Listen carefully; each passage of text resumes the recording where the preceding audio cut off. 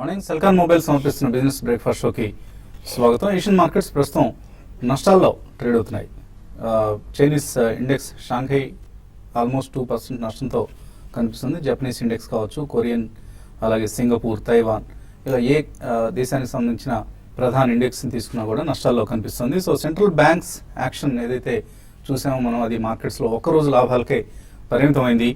And European, Chinese banks తీసుకున్న వడ్డీ రేట్ల తగ్గింపు నిర్ణయాన్ని మార్కెట్స్ ఒకరోజు స్వాగతించి తర్వాత యథావిధిగా నష్టాల్లోకి వెళ్ళాయి.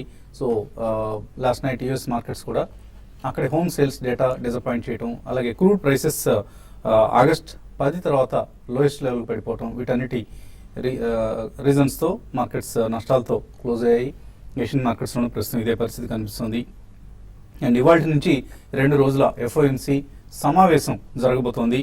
సో ఫెడరల్ రిజర్వ్ కనుక ఏమాత్రం హాకిష్ కామెంటరీ ఇచ్చినా కూడా మార్కెట్స్లో నష్టాలు మరికొద్దిగా ఉండే అవకాశం కనిపిస్తుంది. సో డిసెంబర్లో కనుక అందరూ ఊహిస్తున్నట్లుగా, ఒకవేళ డిసెంబర్లో కొంతమంది ఊహిస్తున్నట్లుగా డిసెంబర్లో కనుక వడ్డీ రేట్ల పెంపు అమెరికా తీసుకోవాలని అనుకుంటే, అమెరికన్ ఫెడరల్ రిజర్వ్ తీసుకోవాలి అని అనుకుంటే, ఇవాల్టి రేపటి ఎఫ్ఐఎంసీ మీటింగ్లో కొంత హాకిష్ కామెంటరీని జెనెట్ ఎలెన్ ప్రకటించాల్సిన అవసరం ఉంది.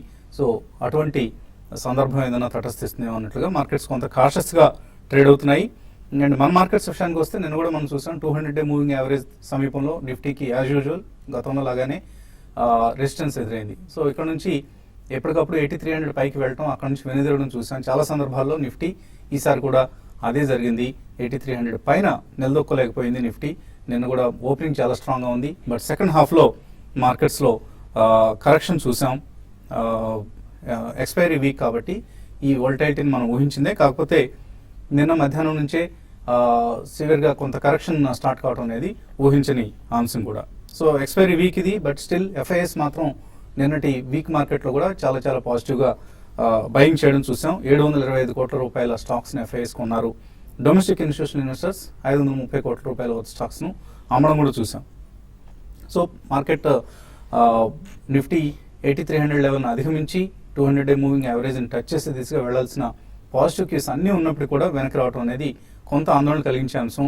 మిడ్ అండ్ స్మాల్ క్యాప్స్లో కూడా మనం నిన్న కొంత కరెక్షన్ చూసాం. సో 8200, 8300 ఈ రేంజ్లోనే నిఫ్టీ బహుశా ఈ ఎక్స్పైరీ వరకు కూడా రేంజ్ బౌండ్గా ట్రేడ్ అయ్యే అవకాశం కనిపిస్తుంది.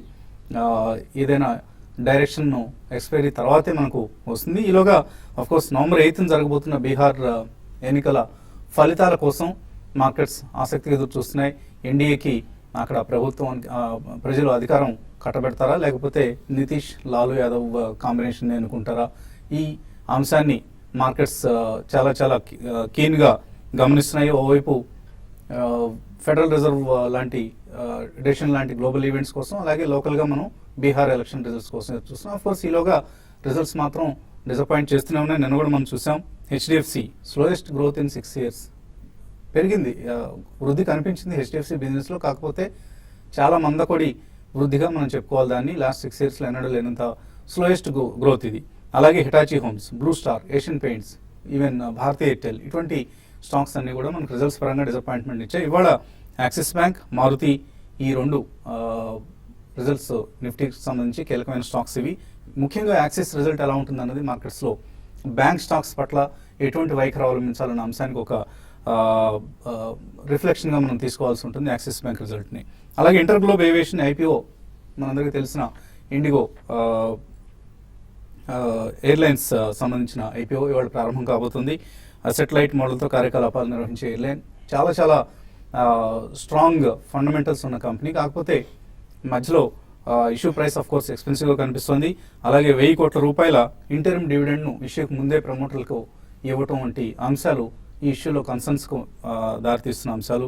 ఎందుకంటే ఇటువంటి ప్రాక్టీసెస్ ఏవైతే ఉంటాయో ఇవి ప్రమోటర్ల పట్ల, అలాగే సంస్థ పట్ల కూడా కొంత అపనమ్మకానికి దారితీసే అంశాలు. సో ఇవి లేకపోయి ఉంటే కొంతవరకు ఇష్యూకి స్ట్రెంగ్త్ ఉండేది. బట్ ఇటువంటి కన్సర్న్స్తో మార్కెట్లో కొద్దిగా అప్రమత్తంగా ఉండాల్సిన ఇష్యూ ఇది.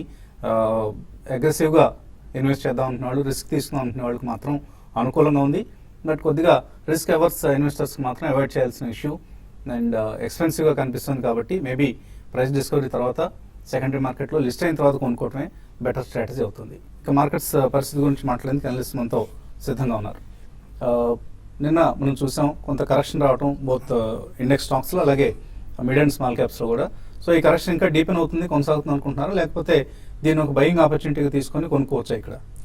నాట్ యెట్ అండి. లాస్ట్ 2 days లో మేజర్ కరెక్షన్ అంటూ ఏం జరగలేదు. స్వల్పంగా కరెక్షన్ అనేది జరిగింది, ప్రాబ్లీ అబౌట్ 50 to 70 పాయింట్స్ నిఫ్టీలో.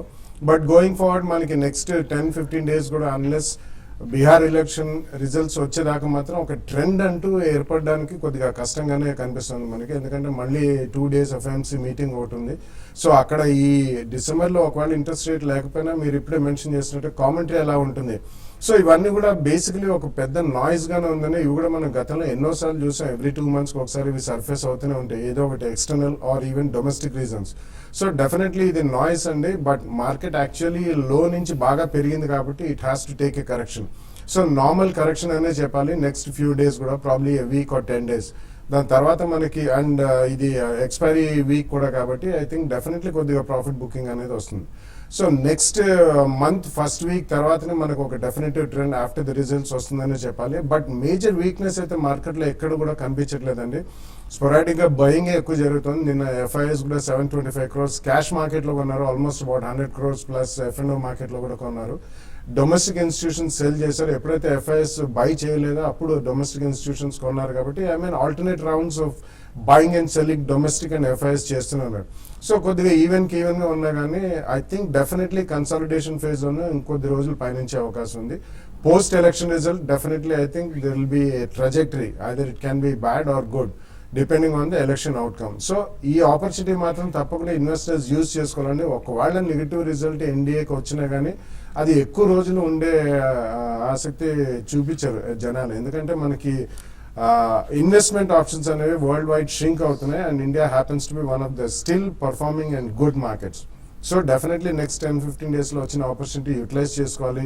Mid and small cap stocks లో స్టాక్ స్పెసిఫిక్ యాక్షన్ ఇప్పటికీ మనకి జరుగుతుంది. Alternate rounds buying and selling అక్కడ కూడా ఎక్కడైతే కొద్దిగా కన్సర్న్స్ కార్పొరేట్ గవర్నెన్స్ వచ్చాయో, నిన్న ఈ రోజు ఇంటర్నేషనల్ ఒకటి చూసాం, అటువంటి ఏదైనా వస్తే మాత్రం స్టాక్స్ చాలా హెవీగా సెల్లింగ్కి గురవుతున్నాయి. సో ఇటువంటివి పక్కన పెట్టి గుడ్ స్టాక్స్ రీసెంట్లీ మనం ఎక్కడైతే రిజల్ట్స్ బాగా ఉన్నట్టు మనం గమనించగలుగుతామో అవి మాత్రం తప్పకుండా కొనాలనే చెప్తాను. At least have a 2-year view and go on buying stocks. 1 or 2 price points with 10-15% correction కొనుక్కుంటే చాలా లాభసాటిగా ఉంటుంది. సో ట్రేడర్స్కి ఎటువంటి కాల్స్ ఇస్తారు? మార్కెట్స్ అయితే మనం చూసాం, నిన్న మాత్రం కొంచెం కరెక్షన్ లో లాస్ట్ కొన్ని రోజులుగా స్ట్రాంగ్ ఉన్న మన మార్కెట్స్ నిన్న కొంత కరెక్ట్ అయ్యాయి. అయితే స్టాక్స్ పరంగా చెప్పాలంటే దాదాపు అన్ని స్టాక్స్ లోనూ అన్వైండింగ్ అనేది మనం చూసాం. F&O క్లోజింగ్ ఉంది కాబట్టి ఈ వీక్ లో ఎక్కువ అన్వైండింగ్ పొజిషన్స్ మనం చూసాము. ఈవెన్ ఎఫ్ఐఎస్ కానీ చూస్తే స్టాక్ ఫీచర్స్ లో సెల్ చేయడం జరిగింది. అదేవిధంగా ఇండెక్స్ ఫీచర్స్ లో లాంగ్ ఉన్నారు, కొంతమేర హెడ్జింగ్ ఉన్నారని కూడా చెప్పుకోవచ్చు. అయితే ఇక్కడ ఇండెక్స్ స్టాక్స్ లో కొంచెం మిక్స్డ్ గా ఉన్నారు. ఓవరాల్ గా చెప్పాలంటే మార్కెట్స్ ఈ రోజు కూడా కొంత వీక్ గా ఉండే అవకాశం ఉంది.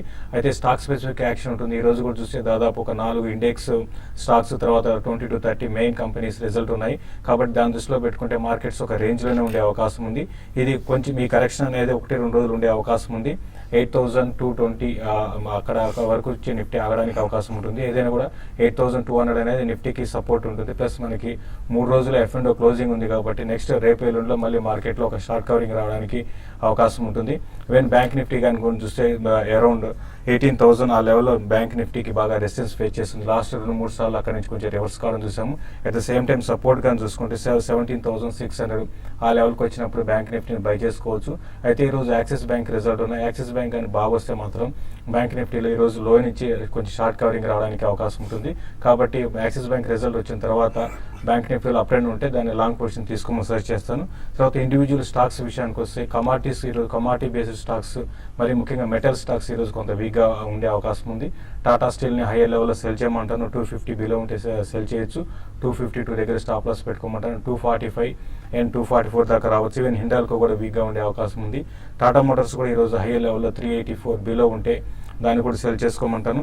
తర్వాత బయింగ్ విషయానికి వస్తే అంబుజా సిమెంట్ ఒకటి లాస్ట్ 3 రోజులు ఒక నేరో రేంజ్లో కొనసాగుతుంది. దాన్ని ఒక $2 to $3 కోసం బై చేసుకోవచ్చు. అదేవిధంగా జీ ఎంటర్టైన్మెంట్ ఈ సిరీస్ మొత్తం కూడా చాలా అవుట్ పర్ఫార్మ్ చేసింది. దాన్ని 422 పైన ఉంటే దాన్ని కూడా ఇంటర్డే తర్వాత నెక్స్ట్ 1 or 2 days కూడా లాంగ్ పొజిషన్ తీసుకోవచ్చు.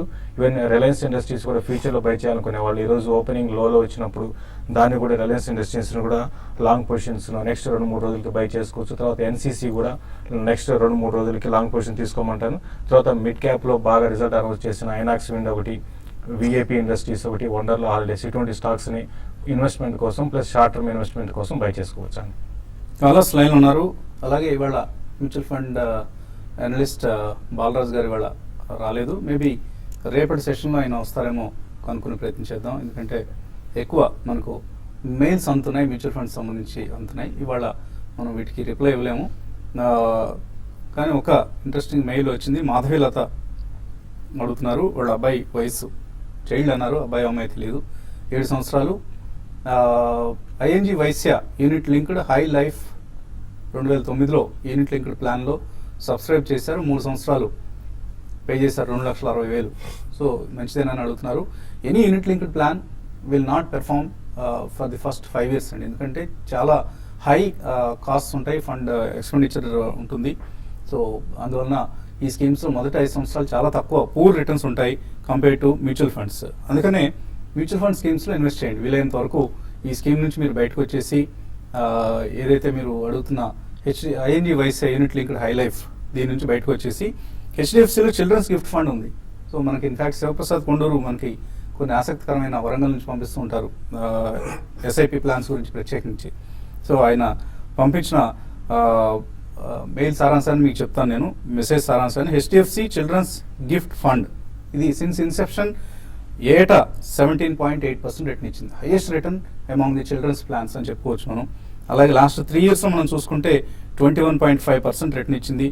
5 yearsలో యాన్యువలైజ్డ్ రిటర్న్ 18.67%, అలాగే 17% లాస్ట్ 10 yearsలో కనిపిస్తుంది.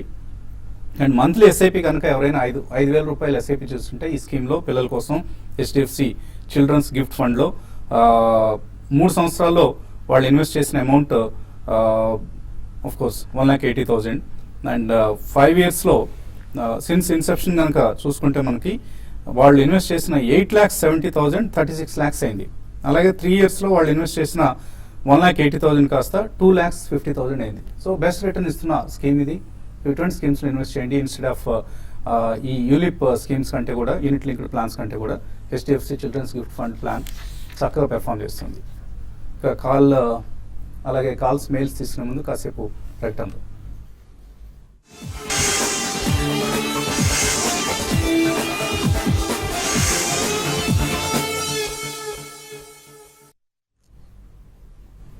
సెల్కాన్ మొబైల్స్ సమర్పిస్తున్న బిజినెస్ బ్రేక్ఫాస్ట్ షోకి పునఃస్వాగతం. తర్వాత కాలర్ లైన్లో ఉన్నారు, విజయవాడ నుంచి గుప్తా. హలో. నమస్తే అండి. నమస్తే అండి, అడగండి. సార్ శశి గారికి ఒక ప్రశ్న. Eros International Indian Swift lab ఈ రేట్లో బయట చేస్తారు, రెండు గురించి చెప్పండి సార్. ఫస్ట్ అన్నారండి Eros Indian Swift lab. Okay. Indswift lab విషయానికి వస్తే అంటే ఇది కంప్లీట్ గా మనం చూస్తున్నాం అంటే రిజల్ట్ చూస్తుంటే మైనస్ లో ఉంది, చాలా హ్యూజ్ డెట్ ఉందండి ఈ కంపెనీకి. మనకి లాస్ట్ 4-5 quarters కానీ చూస్తే దగ్గరగా ఇప్పుడు మనకి ఈవెన్ 27-23 crores లాస్ లో ఉన్నారు, 160 crores టాప్ లైన్ మీద. కాబట్టి ఇప్పట్లో ఈ స్టాక్ మళ్ళీ టర్న్ అరౌండ్ స్టోరీ అనేది ఇన్స్టిట్యూట్ ల్యాబ్ కి వచ్చే అవకాశం అయితే కనపట్లేదండి. కాబట్టి మీరు టైం బీయింగ్ దాన్ని అవాయిడ్ చేయమంటాను. మనకి ఈవెన్ ఎరోస్ ఇంటర్నేషనల్ కూడా చూస్తే నిన్నటి రోజు 20% దాకా కరెక్ట్ కావడం చూసాము. ఈ స్టాక్ కూడా టెక్నికల్ గా ఇంకా వీక్ గా ఉందండి.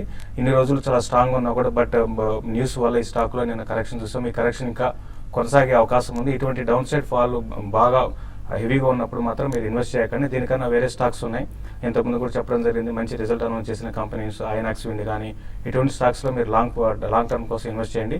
ఎరోస్ ఇండియన్ ఇంటర్నేషనల్ మాత్రం టైం బీయింగ్ అవాయిడ్ చేయమని చెప్తానండి. రిజల్ట్ చూడండి, ఎరోస్ ఇంటర్నేషనల్ ఈసారి రిజల్ట్ ఎలా ఉంటుంది, అలాగే రిజల్ట్ సమయంలో మేనేజ్మెంట్ కామెంటరీలో మరింత స్పష్టత ఉండే అవకాశం ఉంది. నిన్న ఆల్రెడీ మేనేజ్మెంట్ ఏదైతే న్యూస్ వచ్చిందో దాన్ని ఖండించే ప్రయత్నం కూడా చేసింది.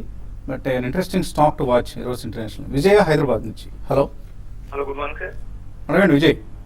సార్ ఆర్టిన్ ల్యాబొరేటరీస్ అని ఒక స్టాక్ ఉందండి, అది 14 rupees 1000 shares and CCL products 180 rupees 1000 shares hold చేస్తున్నాను. అది ఉంచుకోవచ్చా, ప్రాఫిట్ బుక్ చేసుకోమంటారు? 3-4 years వ్యూ వరకు. యా సిసిఎల్ డెఫినెట్లీ కంటిన్యూ చేయొచ్చండి, ఎందుకంటే వాళ్ళ నెక్స్ట్ 2 years లో కూడా ఈవెన్ డొమెస్టిక్ అండ్ వియత్నాం లో కూడా హెవీ ఎక్స్పాన్షన్స్ ఉన్నాయి and it's a very good stock. కాఫీలో వాళ్ళు they are almost attaining leadership position and సొంత బ్రాండెడ్ కాఫీ కాంటినెంటల్ కాఫీ అనే పేరుతో వాళ్ళు బ్రాండెడ్ కాఫీ కూడా రిలీజ్ చేస్తున్నారు. So CCL products definitely you can retain and ఎక్కడైనా డిక్లైన్ వస్తే కూడా తప్పకుండా I think you can buy more on every decline అండి. Atom labs I don't cover it. So ఆర్టిల్ ల్యాబ్స్ మరి మీరు 14లో కొన్నారు, 19 రూపాయలు అయింది ఇప్పుడు. ఆర్టిల్ ఇది స్పెక్యులేషన్ ఎక్కువ ఉంటుందండి ఈ స్టాక్ లో. మనం చూస్తున్నాం 12 నుంచి 20కి రావడం, మళ్ళీ అక్కడ నుంచి కరెక్షన్ గా రావడం చూస్తున్నాము. ఇది స్పెక్యులేటివ్ స్టాక్, ఫండమెంటల్స్ అంత బాగాలేవండి. కాబట్టి మీరు క్లోజర్ గా 22-24 వచ్చినప్పుడు దీంట్లో నుంచి మీరు ఎగ్జిట్ కమని చెప్తానండి. హనుమంతరావు తెనాల నుంచి. హలో, చెప్పండి. HBL power sir, HPL power ఏ రేట్లో కొన్నారు మీరు? 39లో కొన్నా సార్, ఇప్పుడు అక్కడే ఉంది. ఏం చేయమంటారు HPL power? Yeah, I think it's been a non-performer last 6 months లో అండి. డెఫినెట్లీ అది అమర్ రాజా బ్యాటరీ తర్వాత ద ఓన్లీ ఆప్షన్ అని చాలా మంది ఇందులో పొజిషన్ తీసుకున్నారు. బట్ ఐ థింక్ ఈ క్వార్టర్ రిజల్ట్స్ ఒకటి గమనించండి. ఒకవేళ ఏదైనా బాగా భారీగా మెరుగుదల ఉంటే యూ కెన్ రిటర్న్ అండి, లేకపోతే I think you should come out of that stock and invest మంచి పర్ఫార్మింగ్ స్టాక్ లో ఇన్వెస్ట్ చేయడం బెటర్ అండి. అలాగే ఈమెయిల్ సందేహాలు ఇందాక మనం అనుకున్నట్లుగా మ్యూచువల్ ఫండ్స్ సంబంధించి కొన్ని మెయిల్స్ వచ్చాయి. వాటన్నిటికీ రేపటి సెషన్లో బాలాజీ గారితో సమాధానాలు ఇప్పించే ప్రయత్నం చేద్దాం. వెంకట్ అడుగుతున్నారు, Cadila granules CCL products 1 year కోసం తీసుకోవచ్చు ఇక్కడ? క్యాడిలా మీరు బై చేసుకోవచ్చు అండి, రిజల్ట్ కూడా బాగున్నాయి. కొంచెం నేను కరెక్షన్ వచ్చింది, ఆ కరెక్షన్ కొంచెం కొనసాగవచ్చు. బట్ 1 year అంటున్నారు కాబట్టి మీరు 1-2 ప్రైస్ పాయింట్లో మీరు క్యాడిలాని బై చేసుకోవచ్చు అండి. రాజేంద్రన్ అడుగుతున్నారు, యూఫ్లెక్స్ 158లో, జిందాల్ పాలీ 248లో కొన్నారు, ప్రాఫిట్ బుక్ చేసుకోవచ్చు ఇక్కడ? ఐ థింక్ కొద్దిగా బుక్ చేయడం మంచిదేనండి, ఎందుకంటే ఈ రెండు కూడా యూనో ప్యాకేజింగ్ ఫిలిమ్స్ లో ఉన్నారు. ఎస్పెషల్లీ వాళ్ళకి రా మెటీరియల్ పరంగా వాళ్ళకి ఇన్పుట్ కాస్ట్ తగ్గిన ఇవన్నీ B2B కాబట్టి డైరెక్ట్లీ పాస్ ఆన్ కూడా ఉంటుందండి. బట్ ప్రాఫిట్ ఉంటే మాత్రం తప్పకుండా కొద్దిగా ప్రాఫిట్స్ మాత్రం బుక్ చేయండి. వైఎస్ రావు లాంగ్ టర్మ్ కోసం అడుగుతున్నారు, 3 స్క్రిప్ట్స్, షార్ప్ ఇండియా, అలాగే ఔండి ఇండియా, అద్వానీ హోటల్స్, ఈ 3 సెలెక్ట్ చేస్తున్నారు. మంచి స్క్రిప్ట్స్ అనేవి? ఐ డోంట్ థింక్ సో అండి, ఎందుకంటే ప్రైస్ పాయింట్ లో వెళ్ళారు. ఎస్పెషలీ షాప్ అటువంటివన్నీ manufacture of electronics should never be chosen, ఎందుకంటే అందులో inflation never works, it's only deflation. అలాగే Advani hotel sector as such is not such interesting sector అండి. So I think you should go in with some other performing sectors. Durga Prasad Force Motors ఈ రేట్లో కొనుక్కోవచ్చు అని అడుగుతున్నారు. Force Motors మీరు investment కోసం అయితే బై చేసుకోవచ్చు అండి. ట్రేడింగ్ పరంగా అయితే కొంచెం వెయిట్ చేయండి, ఇంకొక చిన్నగా ఒక 3-4% కరెక్షన్ రావచ్చు. బట్ ఇన్వెస్ట్మెంట్ కోసం అయితే మీరు బై చేసుకోవచ్చు అండి. మాధవరావు గర్వారే వాల్రూప్స్ 355లో కొన్నారు, 2 సంవత్సరాల కోసం హోల్డ్ చేయొచ్చా ఇది? ఇట్స్ ఎ గుడ్ కంపెనీ అండి, అండ్ రీసెంట్లీ వాళ్ళు చాలా హైటెక్ ఫిషింగ్ నెట్స్ ఇటువంటివి అన్ని కూడా కొద్దిగా నీష్ ప్రోడక్ట్స్ ఉన్నాయండి, అండ్ ఇన్పుట్ కాస్ట్లు భారీగా తగ్గుతాయి, అండ్ మంచి మేనేజ్మెంట్, ఫండమెంటల్స్ కూడా మంచి. You can continue to hold. Subbaiah అడుగుతున్నారు, Indoco remedies, Taj GVK hotels, ఈ 2 5 years హోల్డ్ చేసే ఉద్దేశంతో తీసుకోవచ్చు ఇక్కడ? Indoco I think is a good bet అండి. తాజ్ జీవికి ఐ డోంట్ థింక్ సో, ఎందుకంటే hotel business as such is not a fetching business for shareholders. So ఇంకా కొద్దిగా టైం ఉండని అది పుంజుకున్న తర్వాత కొనొచ్చి. Even top hotels like Indian hotels ఇవే పర్ఫార్మ్ చేయట్లేదు. So Indoco remedies you can go ahead. P Shastri అడుగుతున్నారు, విఆర్ఎల్ లాజిస్టిక్స్ 407 రూపాయల్లో కొన్నారు, టెక్నికల్గా ఎటువంటి టార్గెట్ ఎక్స్పెక్ట్ చేయొచ్చు? అలాగే ఓంకార్ కెమికల్స్ 166లో కొన్నారు. విఆర్ఎల్ లాజిస్టిక్స్ అయితే మీరు హోల్డ్ చేయండి అంటే ఇప్పుడు చాలా స్ట్రాంగ్ ఉందని చెప్పొచ్చు. 420 కానీ క్రాస్ అయిందంటే న్యూ హైస్ రావచ్చు 480, బట్ ఇది రావడానికి మాత్రం టైం పడుతుంది. అయితే ఇప్పుడు ఈ మధ్యకాలంలో కన్సాలేషన్ లో ఉండే అవకాశం ఎక్కువ ఉంది. ఓంకార్ విషయానికి వస్తే మంచి రిజల్ట్ అనౌన్స్ చేసింది, అయినా కూడా హై నుంచి కరెక్ట్ కావడం చూసాం. 240 నుంచి ప్రాఫిట్ బుకింగ్ జరిగింది నేను రోజు.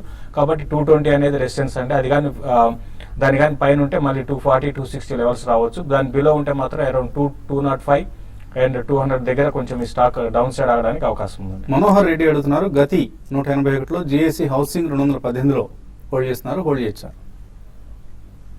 I think GSC housing you can continue to hold అండి, బట్ గతి ఐ థింక్ డెఫినెట్లీ అంత ఆశాజనకంగా కూడా లేదు వర్కింగ్.